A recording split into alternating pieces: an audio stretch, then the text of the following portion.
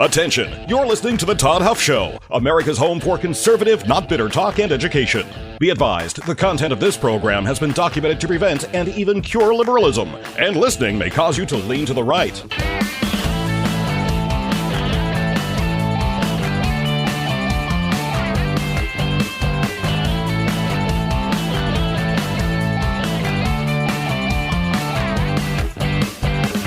And now, coming to you from the Full Suite Wealth Studios, here's your conservative but not bitter host, Todd Huff.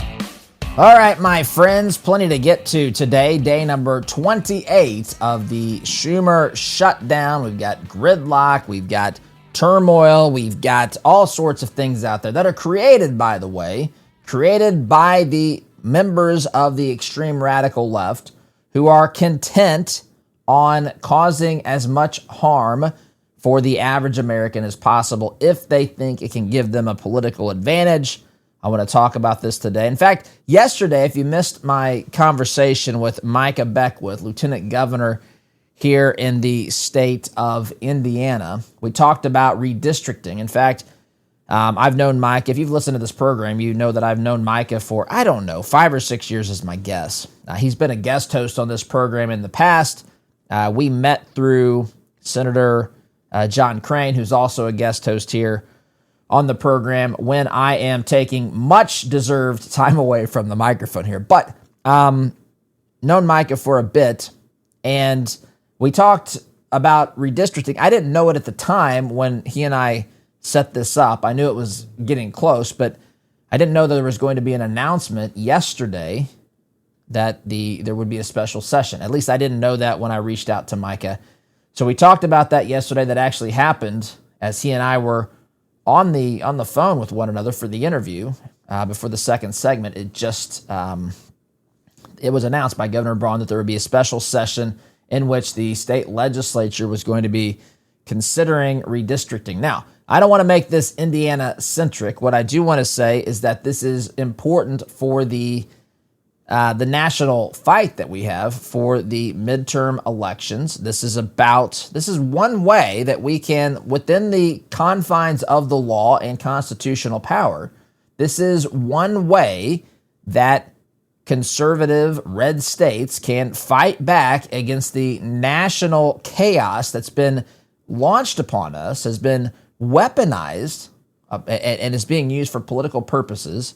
That's being waged by the radical leftists in control of Congress. And make no mistake, the radical left, are the ones responsible for this shutdown. They want it. They think it helps them. They want to stick with the narrative that says Republicans control the House, the Senate, and the presidency, and they can't figure out how to keep the government open. When that, of course, as I've debunked countless times on here, it takes 30 seconds to debunk it. All you have to say is the Senate rule, Rule 22 or whatever, that says that it takes 3/5 supermajority to end debate in the Senate and to call a vote on a particular issue.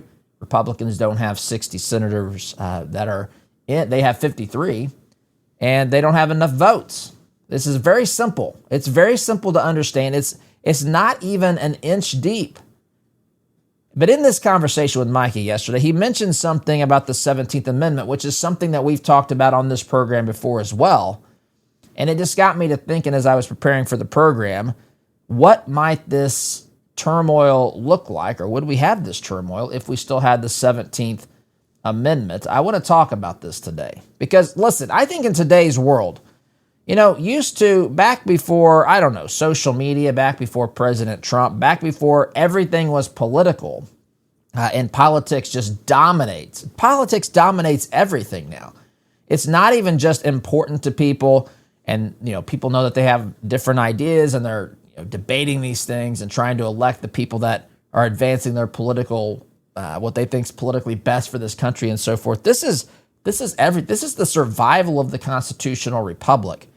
And I think everything in some degree is on the table here. And I'm going to tell you, I think, why not now, just in general, I think now is as good a time as ever to say that the 17th Amendment is a terrible amendment. And I want to go through that And it's relevant to this because I will tell you how the 17th Amendment would help us avoid, if it was not ratified, if we didn't have the 17th Amendment, we wouldn't be where we are today. The left wouldn't be able to weaponize the government against people and cause havoc and turmoil like they do if we didn't have the 17th Amendment. Most people don't even know what that means. I'll get into that here, my friends, in due course. Before I do that, friends, let's face it here. Discomfort is a tough thing, and there's a lot of confusion out there about one of the ways that people deal with that, and that is through using Kratom. Now, Kratom, you've probably heard in the headlines some bad things about Kratom. And most of those stories are based on synthetic junk that's sold by people that are just there to make a quick buck and so forth, not really help promote a solution at all. Real Kratom is safe when it is natural, when it's tested, when it's handled with care. That's exactly what you get from Christopher's Organic Botanicals. They're a family-run company that partners directly with farmers in Indonesia. Every batch is tested for purity and safety in the labs. There's no chemicals, there's no fillers, there's no shortcuts, my friends. I've gotten to know Christopher, the owner here of Christopher's Organic Botanicals, a little bit, and he is a believer in this. He is trying to help get this product to market because he believes in its ability to help people who are living with discomfort. This is a trusted herbal option that's been used for generations, a real alternative for people looking for something that doesn't come with a warning label that's as long as your arm. Start with their Kratom Starter Pack. Use coupon code Todd Huff. Got to use my last name here. You'll get 10% off your first order. Christopher's, with an S, organicbotanicals.com. Christopher's organicbotanicals.com. Truth, tradition, transparency, my friends. All right, let's talk about this. Let's talk about the turmoil that's been created. We got day 28 of the government shutdown. I mentioned earlier, we know this. You know this. If you've listened to this program, you probably know this just from figuring it out on your own as well, because this isn't complicated to figure out. Democrats have hijacked the process. Democrats have refused the funding that was in place, that they voted for previously, on the funding that was in place on September 30th, 2025, was unacceptable to the Democrats on October 1st, 2025. The very next day, the day the shutdown began, midnight on October 1, 2025. And so the Democrats have been trying to use this to their political advantage. They've actually been out there saying, they're on record saying, Chuck Schumer's on record saying that every day this goes on, politically helps the Democrats. That's what they think. That's what their focus groups point to. And, in some respect, it makes sense because I think everybody knows the adults in the room are in the Republican Party. This is not a blanket endorsement of the Republican Party, but they're not the childish instigators that we see coming from the extreme radical left, who, of course, find a home in today's radically left Democrat Party. And so people, I guess, recognize that the adults in the room are going to have to be the ones to solve the problem. What they don't account for are the temper tantrums being thrown by the children in the Democrat Party. Infantile, juvenile, just pure tantrums is what these things are. And they're hoping to politically get an advantage off of this. They want to stir people into a frenzy. They want to cause them to hate Trump. They want to cause them to either, again, it's whatever strategy they can get that gets people mad at something that they say we've got the solution to. If you can get people to hate this country as founded, they don't care. They're happy to tear it down. They want to rebuild it into something that's more socialistic, something that's more consistent with the morally bankrupt worldview of Zoran Mamdani, who, by the way, is on his way to becoming the mayor of the city of New York. And when he crashes and burns that city to the ground, metaphorically here, remember that we told you so. It's coming. New Yorkers, it's coming. It's unfortunate that you are voting for your own demise, but that looks to be what the folks in New York City are going to be doing. This party is becoming increasingly radical, out of control, and they are going to get They're going to get what they voted for here in short order. A lot of people cheer for this because they think that this is somehow going to cause people to realize, wow, these ideas really don't work. Bet me, that is not. They're going to be some excuse. Mondani didn't have enough time. He didn't have enough money. He realizes that the problem of New York City are deeper than he first realized. He just, you need to be a lifetime mayor to even begin to fix the problems there. Believe me, if you're committed to the ideology, some people, listen, there's no changing some minds. No changing certain minds out there, my friends. They are committed to their ideology. It's part of their identity. Admitting that they are wrong is something that is incredibly hard to do. Just think about it from your perspective, and especially how hard is it to admit when you're wrong? How hard is it for me to admit when I'm wrong? Some of us are better at that than others, I guess, but it's not something that humans take lightly because it's eating the humble pie, so to speak. It's not something we look forward to doing. And so when you build your whole life around a worldview and an ideology that's built upon nothing but lies, deceit, propaganda, no one wants to admit this, but that's what's happening. It is collapsing everywhere, all around us, everywhere that it's tried, and it has caused this country, specifically in our federal government, well, in other areas as well, Portland, Oregon, which of course was the topic of today's Todd Talk with Antifa, what's going on out there. People believe because they use the term anti-fascist that they're fighting fascism, when in reality, these people are the fascists. Trump is exactly right to declare this group a terrorist, domestic terrorist organization. So we've got chaos that has been sown here. Chaos that they want to use for political purposes. They don't care who they hurt. They don't care what the consequences. All they care about is using it for political advantage. And for the low information voter, the person who listens to the mainstream news, the people who don't listen to content programs like this, of course, there's not many truly like this. People just buy the lies. They buy the lies. They go on their merry way. There's the kind of the social component of this where people don't want to be outside on the wrong side of this issue and get mocked and ridiculed and attacked and called a fascist and everything else. And so it's just easier to go along. There's a bunch of people that find themselves moving in that direction, allowing this nonsense to take over in this country. And so we find ourselves here at this crossroads. The government has been shut down for 28 days now. Federal employees, air traffic controllers, and SNAP recipients are now missing paychecks. Travel delays have been reported. 7,000 flights had been delayed nationwide. That was reported by Reuters yesterday. Mess on our hands. So I'm going to take you back. I'm not going to play the clip, but yesterday I had Micah Beckwith on, and we were talking about a lot of things. We were talking about redistricting in particular. That was the main thrust of what we were talking about yesterday. But in this process, we ventured really quickly into the issue of the 17th Amendment. The 17th Amendment to the United States Constitution was ratified on April 8th, 1913. So this is 112 years ago. And what it did was that it changed how the senators going to the United States Senate.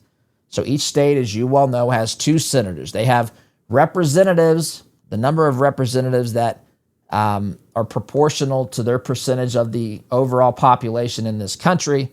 It's basically there's 435 seats. Those are reallocated every 10 years based upon the census data that says this state has a higher population than this state gains a seat or two, this state loses a seat or two based upon where people are moving and migrating and so forth within the United States of America. And so that's how the House is divided. But the Senate, everybody gets two seats. The left doesn't like the Senate, by the way. They don't like that Wyoming, for example, gets two senators when California only gets two senators. And they say, well, California is multiple times bigger than the state of Wyoming. Why do we only get two senators? That means that the vote of the people that those senators represent is watered down because two senators divided over the millions of people in California is not the same proportion, not anywhere close to the same as two senators from Wyoming split amongst the several 100,000 people that you'll find in that particular state. And so that's how they begin to chip away at this today. That's how they're chipping away at this. They're trying to change the way it's done even to further their electoral, to give themselves more of an electoral advantage. And listen, more power to you. But that's not how senators were initially elected.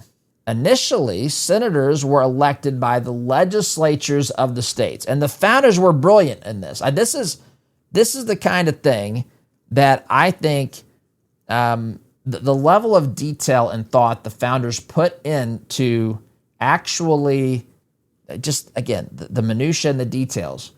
The founders wanted this to be a constitutional federal republic. So meaning there's still states' rights. States still have a voice. They wanted there to be democratic aspects. Certainly, the House of Representatives is elected directly by the people, but it is a constitutional republic, and we've gone through that before on this program. I don't want to get into that at the moment, but it's a constitutional federal republic, states' rights, and a focus. I mean, in a lot of ways, when we founded this country, it wasn't quite like there were 13 individual countries coming together, but certainly in a way, it was like that.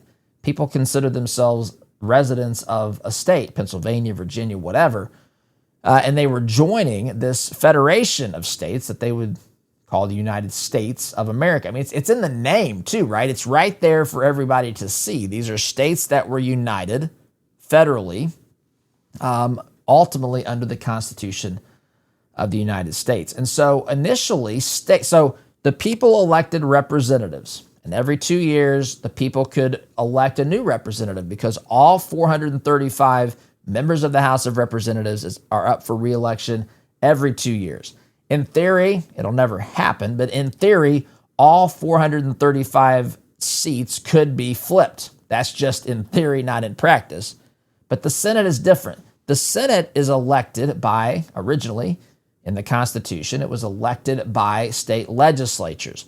And so the thinking was we wanted states to have a voice in Congress as well. The people had their voices through the House of Representatives. The states had their voice through the senators. Now, by the way, people in the states would still indirectly be electing these senators because they would be electing their state legislature. So the Congress did away with it. This country did away with that through a constitutional amendment. Progressive era reformers, they get blamed for tearing this country down in so many ways, and rightfully so.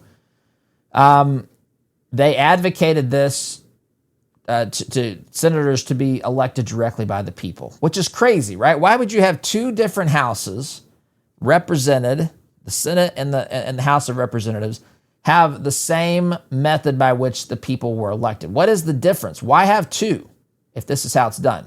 It's not the intention. It broke a fundamental, I would say, safeguard in our system when this amendment was ratified 112 years ago. So they said they wanted to do this to reduce deadlocks, to reduce corruption claims. I mean, give me a break. It's funny. Like, I understand. Certainly I understand that there could be people who are running for Senate when they were elected by the state legislatures who said, look, let me bribe a couple people in the state legislature to help me get this position. But the idea that there's no bribery or no other shenanigans happening because you're directly elected by the people, that cuts off any opportunity for there to be any funny business, is just living with your head in the sand. There's all sorts of ways that, again, integrity of elections, the integrity of our elections can be compromised. That's why we have to have election integrity. That's why we have to have voter ID. That's why we have to have safe, secure ways.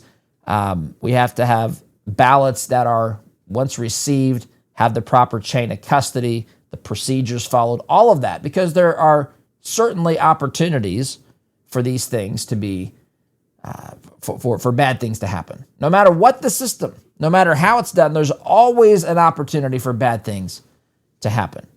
Critics, back in the time that this was passed, argued that this weakened federalism and shifted loyalty from states to parties. We've seen what has happened.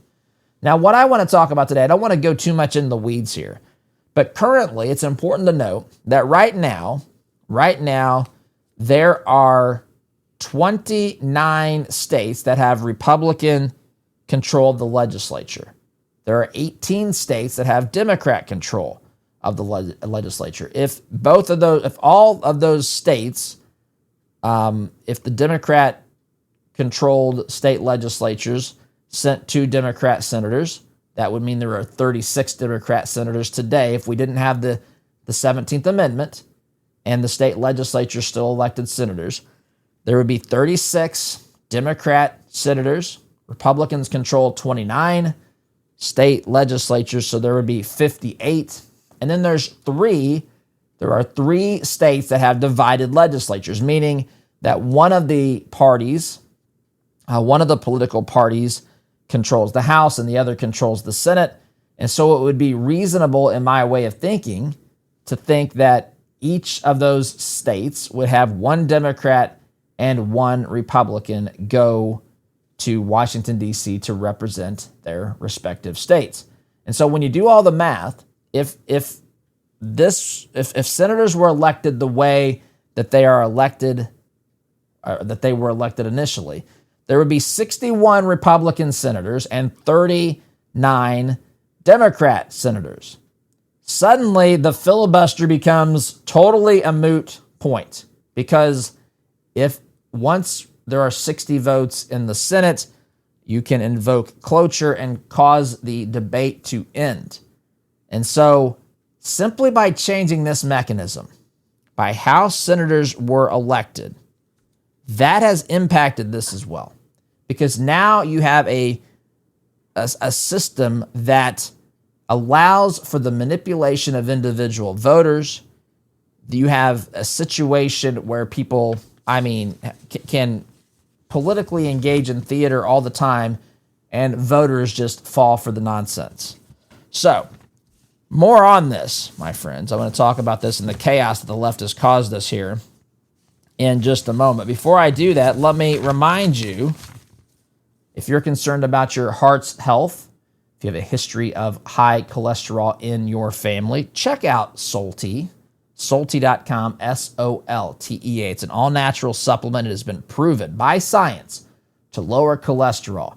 May be able to do the same for you as well. All you have to do is head on over to Solti.com, Soltea, Solti.com. Use my name, Todd, during the checkout process.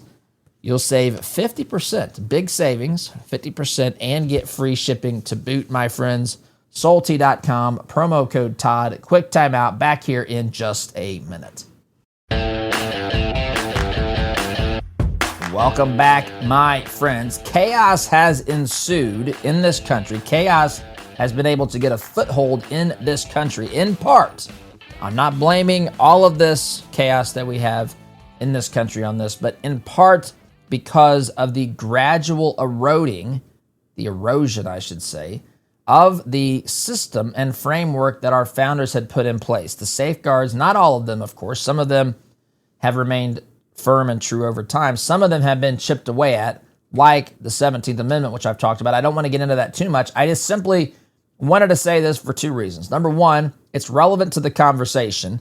It helps understand how changes to things that might seem insignificant or even to some degree to be a benefit for the country oftentimes can have the exact opposite effect. Remember this when they talk about taking away the Electoral College. Remember this when they start talking about giving states like California more senators or having Wyoming have fewer senators. Remember that one of the compromises made by big states and small states that allowed them all to sign on to the Constitution was the way that the House and the Senate was elected, the different ways that they were elected. And so remember that these things are done for a purpose. It doesn't mean the founders are flawless. The founders were brilliant.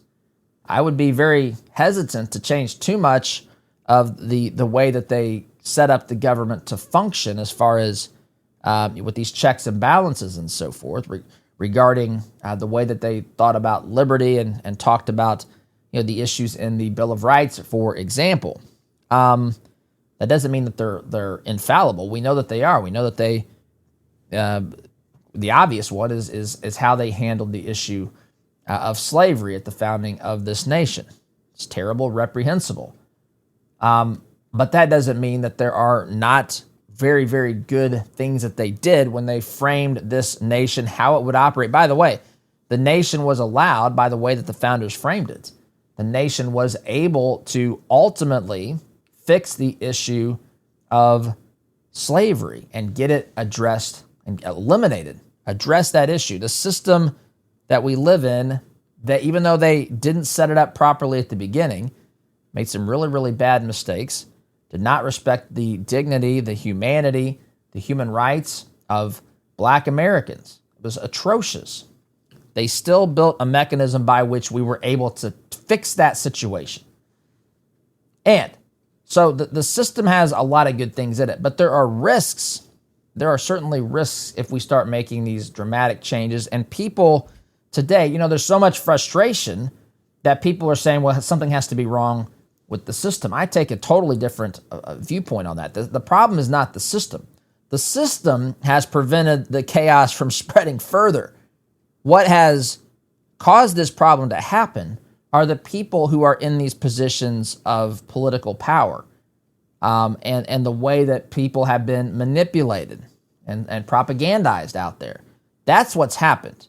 We've allowed people who are in positions of political power to get away with some very, very big statements. In fact, I'm about to play a soundbite. Biden's out there.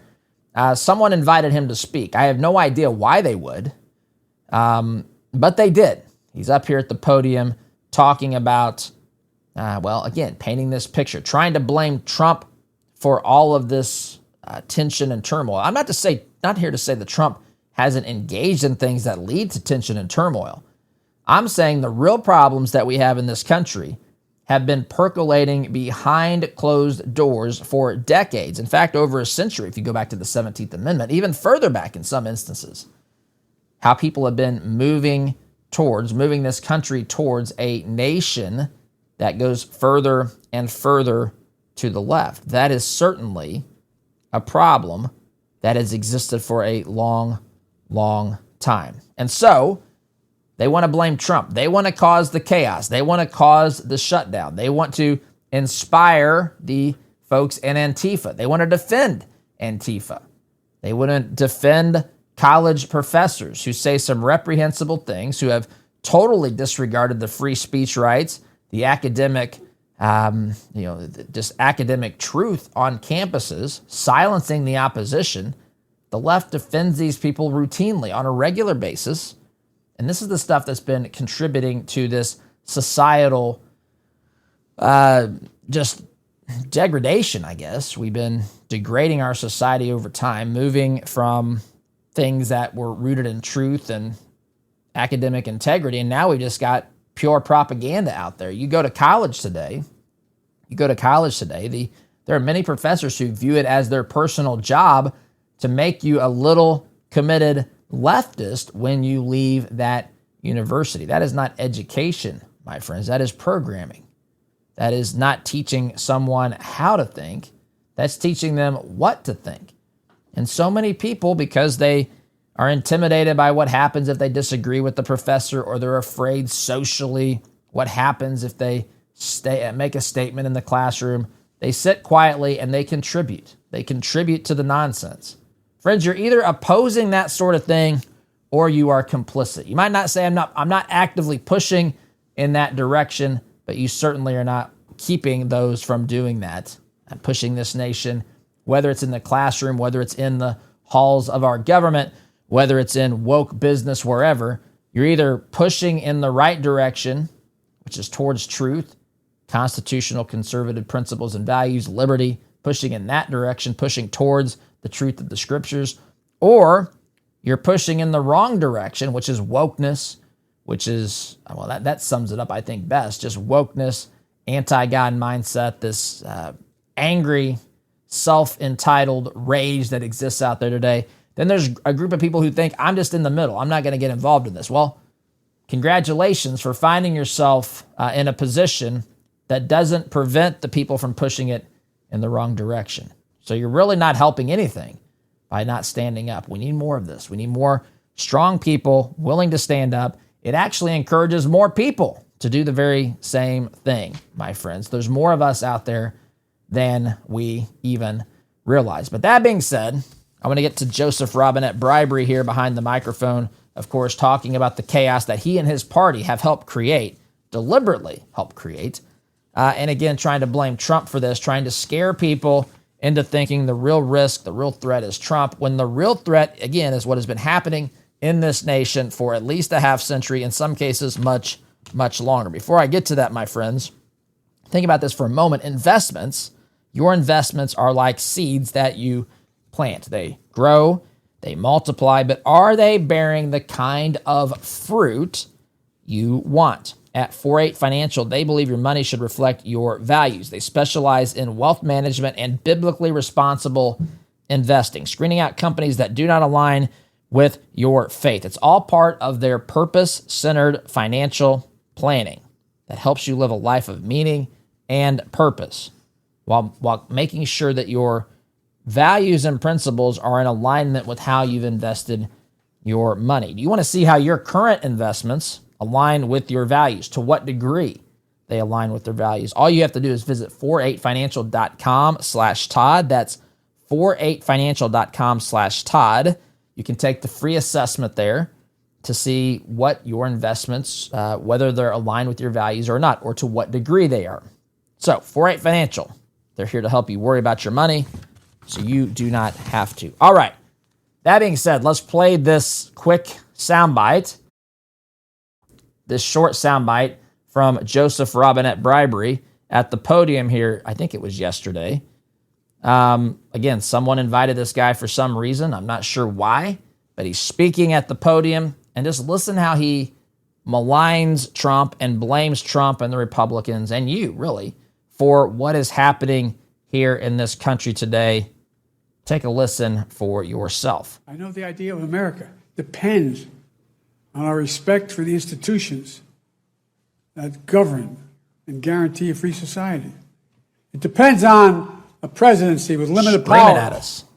Depends on a functioning Congress. It depends on autonomous judiciary. It depends on a free and independent press. Institutions that reflect the timeless words. We hold these truths to be self-evident. You know the thing. And we, the people. Ongoing debates about the power and the exercise of power.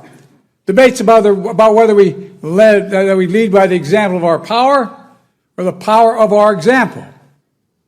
Whether we show the courage to stand up to the abuse of power or we're going to yield to it. We face these existential questions again today. We remain in the battle for the soul of our nation, in my view. That I agree. We, all of us, and I mean all of us, have an enormous responsibility to protect the institutions upon which the fate of our nation rests. Okay, you get the idea. That was put together. I don't know who put that clip together. I think it says WCVB Boston. He addressed an audience in Boston Sunday after winning the Lifetime Achievement Award from the Edward M. Kennedy Institute. That's what that's from. Of course, prepared remarks that he was reading from a teleprompter. If you remember, he cited the Declaration there. And the reason I said, you know the thing, is because that's what he said. He forgot on the campaign trail, started to cite the Declaration, forgot what he was saying, and just told the audience, you know the thing. Unfortunately, the audience didn't know because they're voting for these folks in the Democrat Party today. I got to take a timeout, my friends. Quick timeout. Back here in just a minute.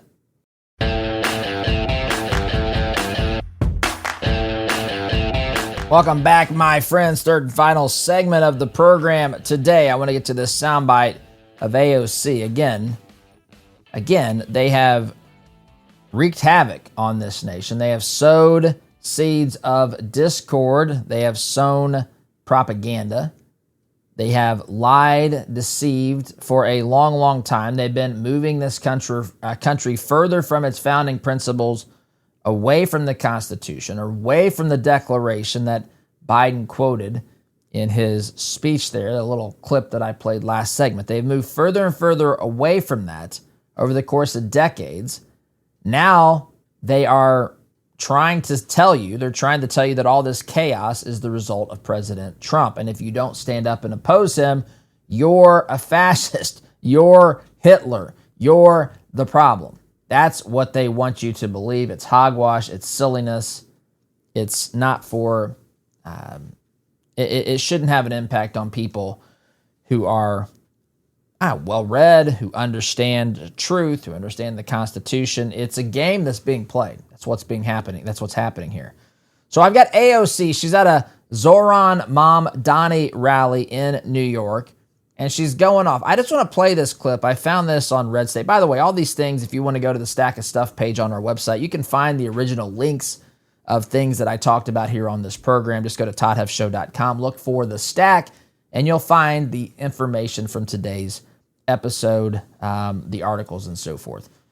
So she is going off here at the podium, and she's basically trying to make all of these problems that we face today, all the tensions, the turmoil, the insecurity, things that have been caused in many cases. I don't want to blame every problem on the radical left. That would be disingenuous, but a lot of them, a whole lot of them are caused by the radical left. Some problems we have because of other factors, some problems we have because we live in a fallen world. But many problems we have, my friends, are because the left has created them, and then they want to tell you to vote for them and they'll solve them.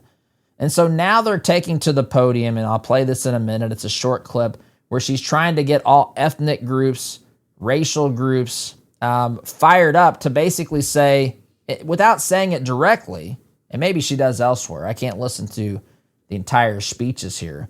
But the idea is that the Republican Party and Donald Trump have, according to these leftist lunatics, waged war on people who are not white, conservative, males, or whatever.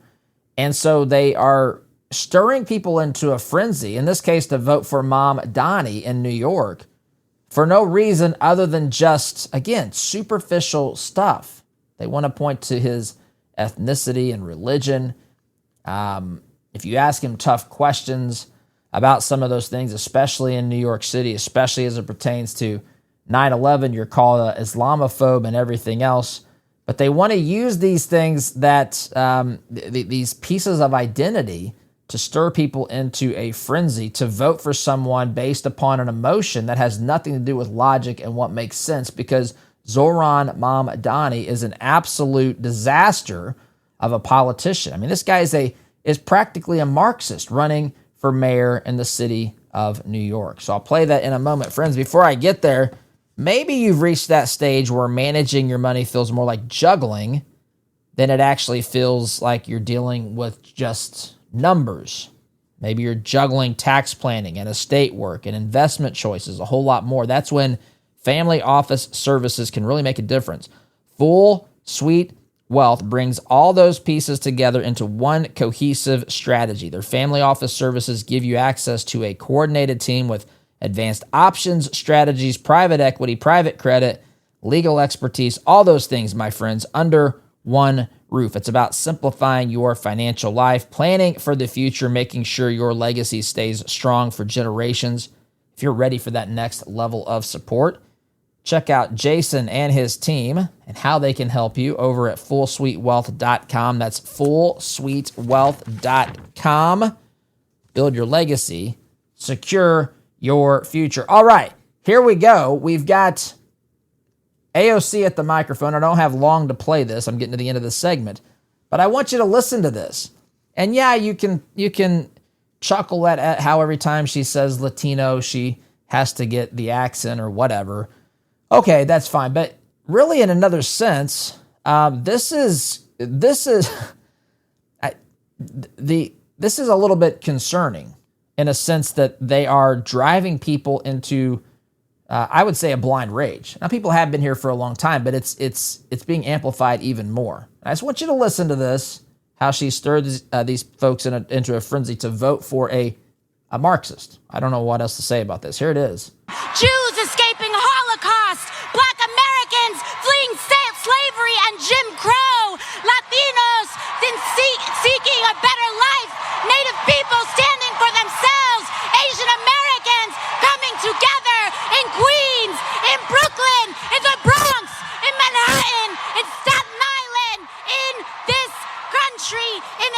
Okay, you get the idea, right? All emotion, lots of cheering, no content there. There's nothing of substance that's relevant to this moment today. Obviously, he's talking about things historically and people that have had, in some cases, deal with terrible situations. And I recognize that. But what I don't recognize is how she wants to put everybody into a group. I know it doesn't make the same level of soundbite. I know that I can't get up here and do that sort of that cadence and tell you the truth. It doesn't translate that way. But the truth is, we are Americans. We are human beings first. The things that unify us are much greater than the things that separate us. Unless, of course, we want to take from one group to fund our lifestyle and live as we want, my friends. But I have to go. SDG.